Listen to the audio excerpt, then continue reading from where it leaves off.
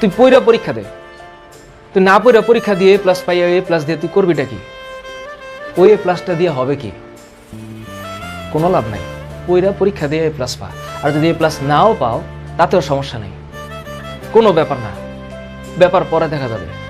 Sir বুয়েটে chance পাবো না, ইউনিভার্সিটিতে ঢাকা ইউনিভার্সিটিতে চান্স পাবো না, ভালো কথা, ঢাকা ইউনিভার্সিটিতে সবাই এমনিও চান্স পাবে না। বাংলাদেশে যদি 20,000 ধরো যে 1 লাখ গোল্ডেন এ প্লাস পায়, ধরো তো 1 লাখ কি বুয়েটে চান্স পাবে? আর বুয়েটে চান্স না পেলে কি ওদের জীবন শেষ হয়ে যাবে?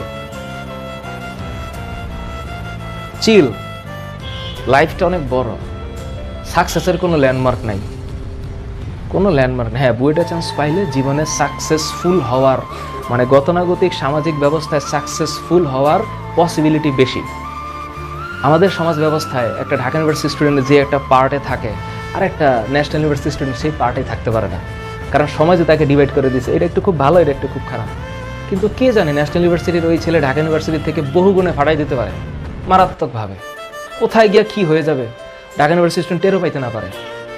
এখন ঘটনা হচ্ছে আমরাই আসলে এখানে ডিভাইড করে ফেলছি। হ্যাঁ, ইনস্টিটিউশন ম্যাটার। ভালো স্টুডেন্ট ভালো জায়গায় পড়বে, ভালো জায়গায় স্টুডেন্টই ভালো হবে, সত্য কথা। ইনস্টিটিউশন ফ্যাক্টর, কিন্তু ওই স্টুডেন্টই ওই ইনস্টিটিউশনই একমাত্র সলিউশন না, আরও সলিউশন আছে জীবনে। এটাই মাননীয় শিক্ষামন্ত্রীর একটা ভিডিও আমার পেজে আছে, আমি সেখানে কমেন্টগুলো দেখি, এক একজন ফাটাই ফেলতেছে, আরে দূর রাখেন এগুলো আবেগী কথাবার্তা, এইসব এ প্লাস ছাড়াও চলবে, এ প্লাস না পেলে তো কোনো বাপ মাই তো পাত্তা দেয় না। ওইসব বাবা মাই তো একটা প্রবলেম, ওইসব বাবা মাই তার একটা প্রবলেম, কারণ এইসব বাবা মা বাচ্চাদেরকে মেন্টাল টর্চার করে। আমি জানি, আমার জীবনে আছে, নিজেই প্রুফ আছে, কিন্তু এগুলো সমস্যা, ডেঞ্জারাস প্রবলেম।